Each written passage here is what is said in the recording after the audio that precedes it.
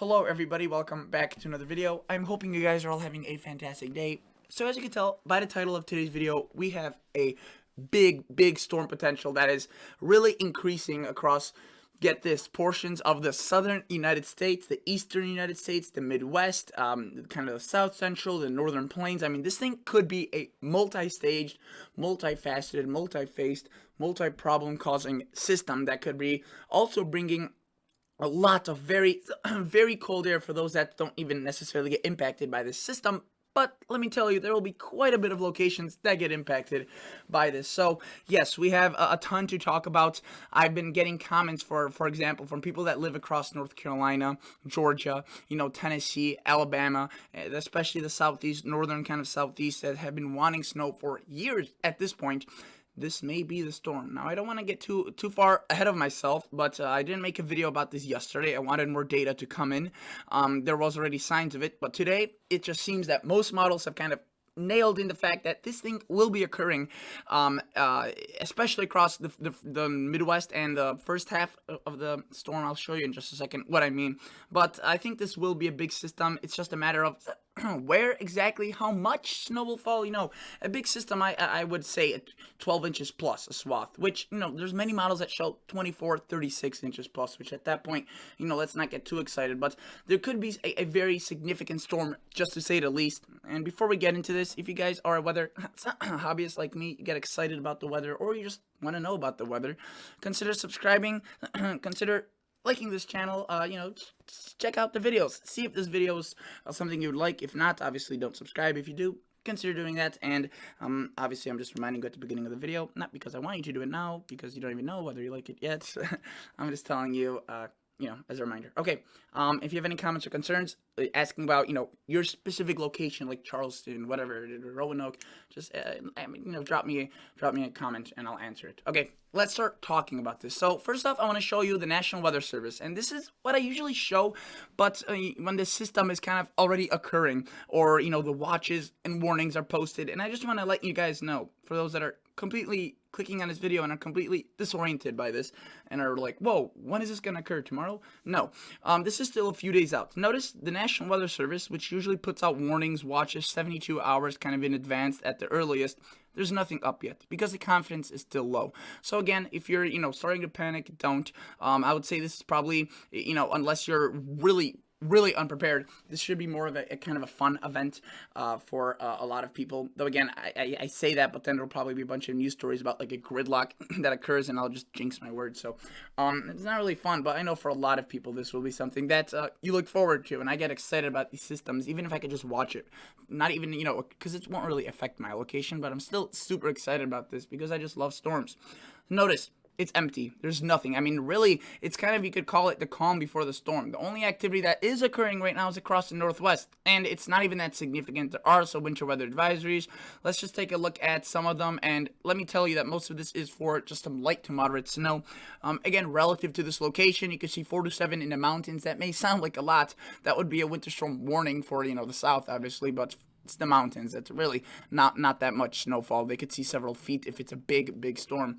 And yeah, overall, just a very calm, kind of almost nice to look at a map that is not just jarred with a bunch of colors. Obviously, there are a few, though. Okay, let's start off by looking at the European model. Why did I start off with this model? Well, I don't really have an order at which model kind of I show you, but a lot of people like this European model above all the other models. So I kind of want to show you it right off the bat. And I show you many models. I'm not just like someone that shows you, oh, one model, this is what will happen. This is, I try to visualize and show you what the different scenarios are. And again, the system is still far out, but it's not terribly far out. And the most important thing you have to know if you want to be kind of a bit meteorological about this situation is that we have a large ridge right here across the United States, the western U.S. It's pretty warm. In fact, it's very warm. If you've seen snow, from those big storms earlier in December, that snow's probably melting right there. And if you haven't seen any snow, it's just probably dry and decent, actually, weather. It's not going to be raining for most of these locations other than maybe the Northwest. But if you live across the Northeast and the Midwest, this is why we had the Arctic blast, because of this. What goes up must go down, right? And whether that is very, very, very kind of a rule of the thumb in terms of the jet stream. And notice what we start seeing. We see a little wave. It's a pretty nasty system, but it does get shredded by the mountains. But this thing looks absolutely miserable. But that is our system right here, not this one. Though this one is impressive on its own. This thing right here, I'm sure you guys seen it on the kind of on the weather models if you keep track of them. It's a giant system that could form, but it's going to bypass much of the Northeast in the and you can see it just really skims those locations with a bit of rain, but it is also a massive system that will affect Canada, but not really our viewing area. But look, going back to that clipper, this is Friday, right? This is late Thursday into early Friday. So again, it's this week, not that far out. It's Tuesday now, so 2 to 3 days out. Starts affecting North Dakota, South Dakota, Minnesota. Again, most models at the beginning of the week show this system show snow into Chicago, into Milwaukee, into portion of the Great Lakes. There has been a profound westward shift towards Omaha, Lincoln, Des Moines, Sioux City, Sioux Falls, into the Twin Cities, into Kansas City. And look at this thing. It just drops. I mean, for most of its life cycle, it's going towards the west, slight motion towards the south. Once it gets towards the level of North Dakota, it just drops straight to the south. It's actually a very, very cool occurrence. Along that, there's quite a bit of cool air. And look, the Gulf of Mexico is open. They see this, the moisture, but gods, if you will. They see this system and they're like, "Whoa, let's give this guy some support." And they give him a lot of support. And look, this is what I mean. This thing almost seemingly falls apart by Saturday during the day. So by the way, Iowa will be impacted by this. Kansas City, Missouri, St. Louis during the day on Saturday. Really late Friday into early Saturday. Pretty quick moving. But with the cold air, there could be almost 8 inches dropped in some of these locations. I'll show you it in just a second. But look what the model does. The European, it takes a system. It may look like, where is it thing? I mean, it got some Gulf support, but then it starts riding the trough of this jet stream. It's a strong jet stream, or kind of like the eastern flank. And look, boom, this thing starts immediately going towards the north and gets slashed with very cold air. What does it do? It doesn't give up. Instead, it starts producing a ton of snow potentially for Georgia, Alabama, the south. Again, this is just one model, so don't look at this and be like, "Oh no, my location is just south of that rain snow line." It's way too far out for those details. I'm just showing you that their system is kind of in this area of the country. It's not way up here, right? And most models show a system in this part of the country, but that's not it. This thing doesn't just dissipate. Look, so it does drop that snow, ice, whatever mess it does. And again, the confidence is still low on what it does. But look, it starts strengthening and riding up the northeast coast. A strong, extremely potent plume of moisture. I mean, look at those colors. Those are thunderstorms directly translating into very, very heavy snow, into very cold air. These snowfall amounts would be horrendously high if this were to occur. I mean, it's a classic big beast nor'easter. 976 millibars. You can see with this scenario, it has a lot of the coastal areas as rain. So New York City, New Jersey, Connecticut, Boston, Rhode Island, all those states/cities would get rain, unfortunately. But just a bit further inland, and again, assuming this scenario comes true, there's still a lot of confidence what this will kind of do, but every single model shows a storm with a remarkable kind of correlation. But again, whether or not it's rain, snow for certain cities, it doesn't matter. Just wherever this occurs, look at some of the snowfall bands. That is a pink color. That is literally topping the charts with almost around 2 to 3 inches of snow per hour, which is really just incredible. And notice that this thing does slow its track, and it kind of just blasts through much of the New England, New Hampshire, Maine, a system of potentially the year for those locations if that were to occur. Let's take a look at the total accumulated snowfall. So again, this is still far out, guys, and I want to emphasize that this is just one model run. This is just one model, the European. So I'm going to show you other ones, so don't get too excited by this, because a lot of people just show one model and they're like, "Whoa, that's going to happen." It's most likely not going to happen, at least the exact way this model shows.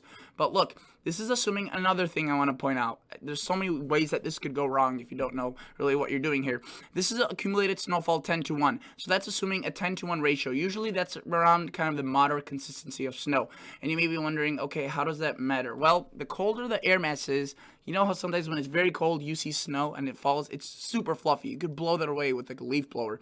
And versus when it's rain and switches over to snow, that thing's very, very dense, thick. It's like a snowman. It's a snowball snow.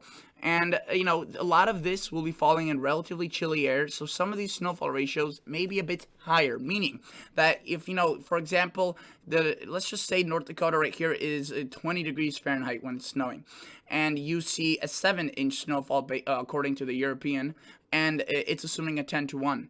But the real ratio of snow at around 20 degrees would be a 2-to-1 or a 20-to-1. So you can multiply the 7 by 2, and that would be more accurate snowfall. The amount of precip doesn't change. It's just the amount of snow that kind of the space between the snowflakes. So again, I don't know the exact accurate snowfall ratio, but I'm just warning you that some of these may be even higher than what this model shows. So again, impressive amounts already for much of the Midwest, Iowa, Minnesota, South Dakota.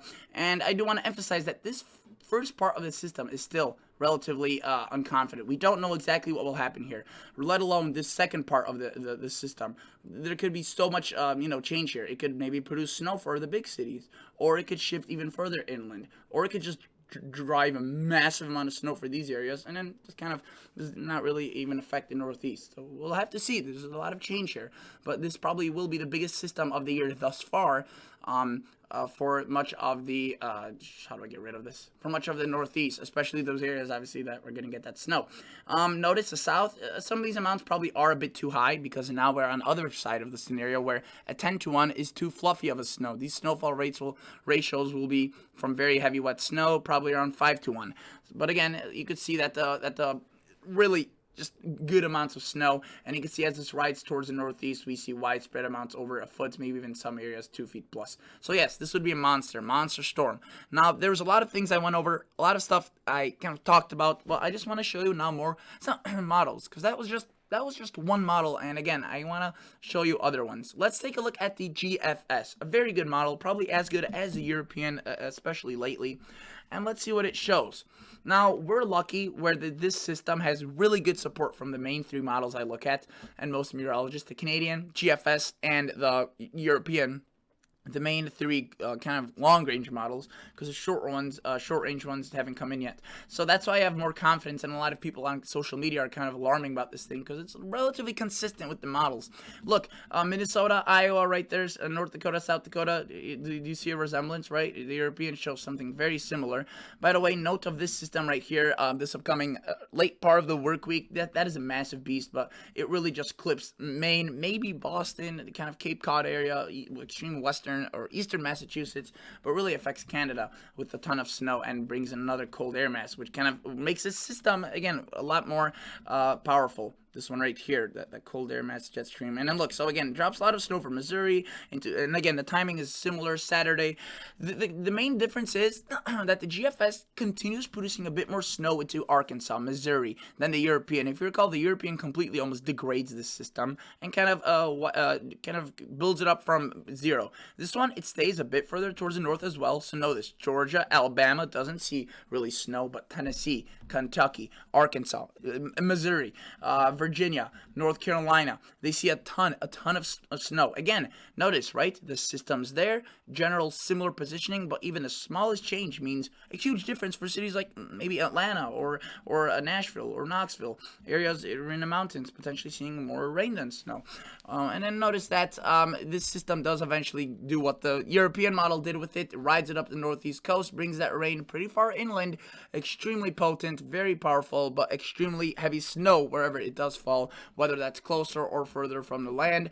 It's a bit more disorganized, but it's still as precip laden as the Europeans showed it. So really just another stunning system according to the GFS. And again, you could see very heavy snow here. Some of these may be underdone, and then extremely heavy snow amounts across the Northeast. These probably are a bit more accurate with that 10-to-1 snowfall ratio, but really, again, quite a bit of difference in terms of snowfall just from these 2 models, which again, that's actually not that much difference assuming we're this far out, but it's a difference. So there we go, and let's show you one more model. Yes, we're not done. And I'll just show you the snowfall. So this is a Canadian. Notice what it does. It shows relatively a similar track across the plains. Again, Iowa really seeing the heart of the heaviest snow. North Dakota, northeastern North Dakota, extreme northeastern South Dakota, southern Minnesota, portions of Missouri. And then look, it does show that snow not as strongly as a GFS. If you're called the GFS, showed snow into Arkansas, Tennessee. This one a bit less, and it doesn't show that much across Alabama or Georgia either. So it's different from the other two. It's a third scenario, right? And notice though, it still ends up producing a very strong system away from the coast. But again, this is still not up to, or this is still kind of up for grabs whether or not it will be closer to the coast or further. At this point, I think it will develop. Just again, where, how, exactly what, that's the that's the biggest difference, and that may not seem like a big one. It's still a pretty decisive one. I want to show you some short range models. Yes, there are some short range models that go out to 84 hours that are picking up on the storm, at least the first half. Notice they show that snow across the Midwest side of it at least, and it doesn't go out far enough to show us what happens across the south and the east. But look what the NAM does. So again, if you live across North Dakota, right, Minnesota, this snow starts making its way into your area by the way, this isn't that system. This is a separate clipper, which you can see the models do develop. But notice that it comes in through North Dakota, Minnesota by early Friday or late Thursday, depending on what time frame you're kind of speaking from a perspective. And then notice by Friday in the morning, rush hour 6 a.m., 9 a.m., 12 p.m. It is snowing quite a bit, and spreads into Iowa, South Dakota by during the day Friday, and towards Friday afternoon and evening it abates from North Dakota, Minnesota, and spreads more towards the south. And again, we do have that massive system, which according to the NAM does drop some snow across Cape Cod and Maine. So yeah, that's the NAM, that's the GFS, Canadian, European. You can see this thing is a nasty system if it's gonna occur the way some of these models are showing. I do apologize if you hear meowing. That is my cat. He probably because yeah, he wants a door open for him. So if you hear that, I do apologize. But I will have to end the video anyway shortly, so I'll open the door for him, and it works out pretty well. All right, so you kind of have a little outro by the kitty. But notice that right now what I'm looking at are ensembles. So these are EPS members. So basically, these are a bunch of models combined, or not combined. A bunch of models are part of a family, and I like to look at a bunch of them to show you a pattern or a trend. Right, and let's see what a lot of these show. I could show you 50 here, and you can see all of them within the time frame of that storm show a nasty little system. And again, some you can see bring it closer to the shore, some don't. So this is all still up for grabs. We'll have to wait and see what happens. And I do want to say that the first half of the storm is also still a bit unknown. You can see some show more towards the west, towards the east, and what's not. All right, as my cat is getting more and more throwing a temper tantrum at this point. I don't know if you hear it or not, but if you do, yep, that's what my kitty sounds like. And I'll have to catch you all guys on the next episode. Stay safe. Stay tuned with the weather. There's a lot of changes, and of course, if this system does end up occurring like some of these models show, I will be making daily uploads like always. All right, thank you guys. See ya. Bye.